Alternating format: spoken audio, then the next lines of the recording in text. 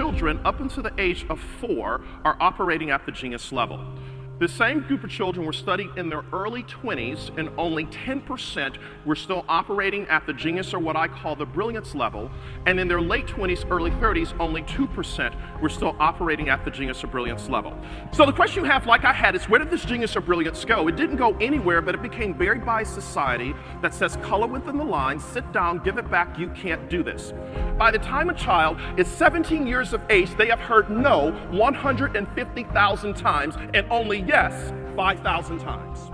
And the more you continue to hear what you can't do, where you can't go, and who you can't become, there is a neurological path that is created in the brain that causes individuals to shut down.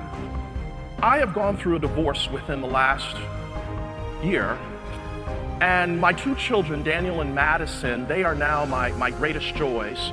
Madison came into my office not too long ago, and she said, "Hey, Daddy, what's going on?" I said, "Hey, baby girl, how are you?" And I was preparing to go on a trip out of town. And I was busy scurrying around. I was not totally focused on her. And she says to me, "Daddy, I see you're busy. I'll just come back later."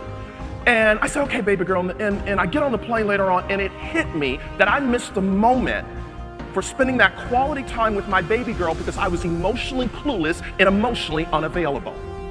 Because I was so busy trying to make so much money that my ladder was against the wrong wall. And their mother said to me, "You give everybody the best of you, but you give us the rest of you, and I don't want the leftovers anymore." And what I recognized, I was modeling something for Daniel and Madison, that you gotta go after it, you gotta get all this stuff. And I had the house, but I lost the home. I had success, but I had no significance.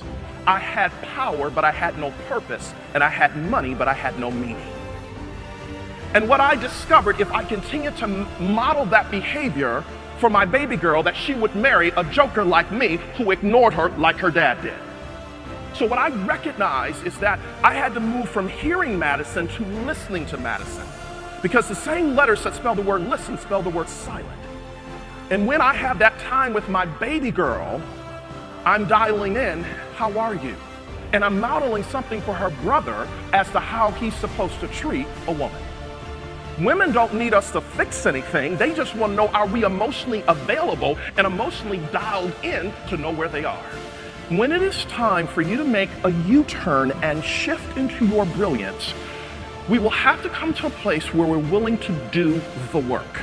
It's not who you are that holds you back from brilliant success. It's who you think you're not that holds you back. And sometimes we focus on who we think we're not instead of who we are. So now I through pain, I'm learning that relationships are more important than money.